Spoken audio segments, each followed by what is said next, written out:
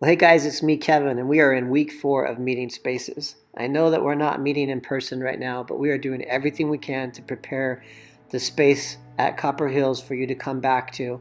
And we'll slowly start opening those doors and then get it by September to have all 3 services open up for you to be there. We've got a fantastic series for you to come to in September called Good versus Evil. And if you stay and watch till the end of this, you will see a little bit more of that clip that we're doing. But right now, we want to talk about meeting spaces, especially with God, and how God wants to meet with us even now and today. But he had to make something happen. He had to do something as part of his plan in order for that to happen. Remember that God wanted us to be in a partnership with him, where he gave us this earth and all that he created to reign and rule over. And just listen and understand his authority over us and follow his commands that he has for us to love him and to love others. But unfortunately, we as human beings, we didn't live up to our end of the deal. It is this broken partnership with God that is the reason we are stuck with this fallen and corrupted world which we live in.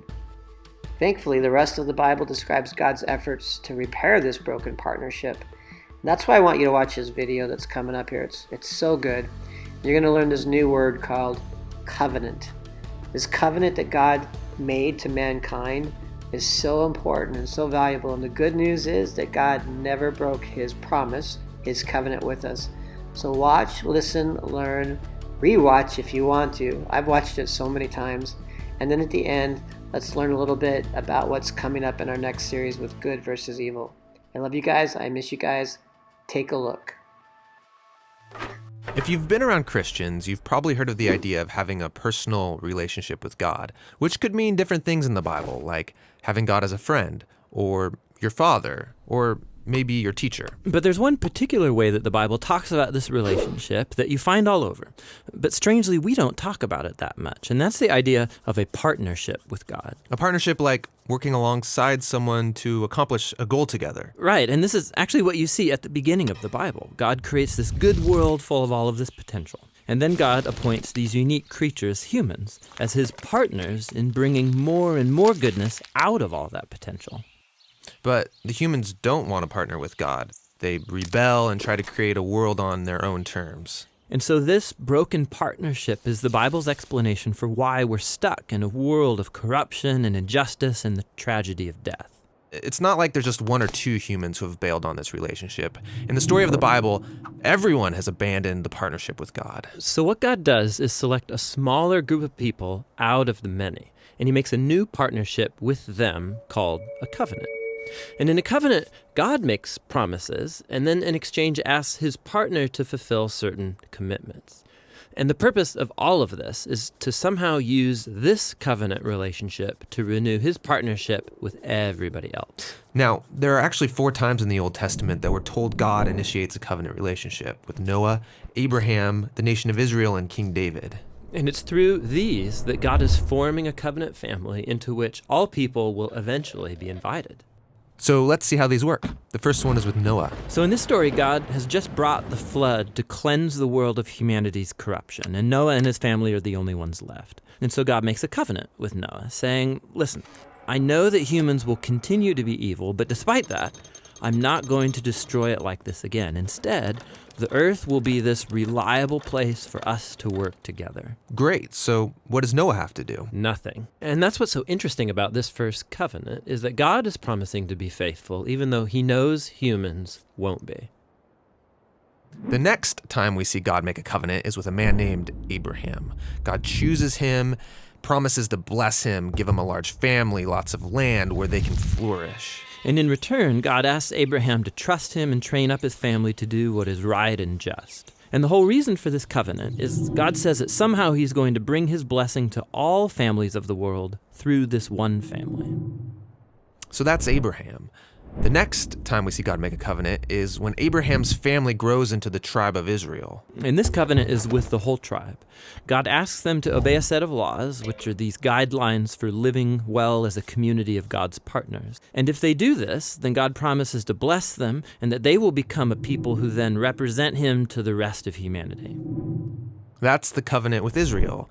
The last covenant is with King David. Yeah, the tribe of Israel has become this large nation ruled by David. And God asked David and his descendants to partner with him by leading Israel in obeying the laws and doing what is right and just.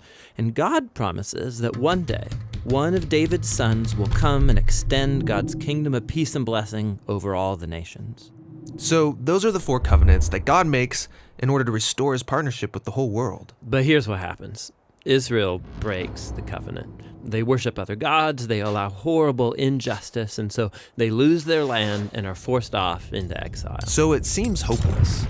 But during this time, Israel's prophets talked about a day when God would restore these covenants in spite of Israel's failure, somehow. Yeah, they called it the New Covenant. And this is actually what's so interesting about Jesus, is that he's introduced into this story as the one who fulfills all of these covenant relationships. We're told that he's from the family of Abraham, and so he will bring the blessings of that family to the whole world. We're told that he's the faithful Israelite who was able to truly obey the law. And we're told that he's the king from the line of David, and so he goes about extending God's kingdom of justice and peace to all. And that's really remarkable for one guy. Yeah, and what it highlights is perhaps the most surprising claim of all made about this man, that Jesus is no mere human, but rather God become human. And God did this in order to be that faithful covenant partner that we are all made to be, but have failed to be. And so through Jesus, God has opened up a way for anyone to be in a renewed partnership with him. So Jesus calls people to follow him and become part of this new covenant family. And despite their failures, Jesus is committed to making them into partners who are becoming more and more faithful. The story of the Bible ends with a vision of a fully renewed world, full of goodness and peace. And there's this renewed humanity there, partnering together with God to expand the goodness of his creation. And so the end of the Bible story is really a new beginning. Hey, this is Tim. And this is John. We think one of the best ways to understand the Bible is to take its core themes and trace them all the way from the beginning through to the end. We also take individual books of the Bible and explore their themes and structure. We're a nonprofit, and we're always raising money for the next video, and you could be a part of helping us do that. You might not know that Tim is a pastor here in Portland at Door of Hope Church, and he's got some really good sermons. You can find them at timmackey.com. You can download high-resolution versions of all these videos. You can get study guides, all for free at jointhebibleproject.com.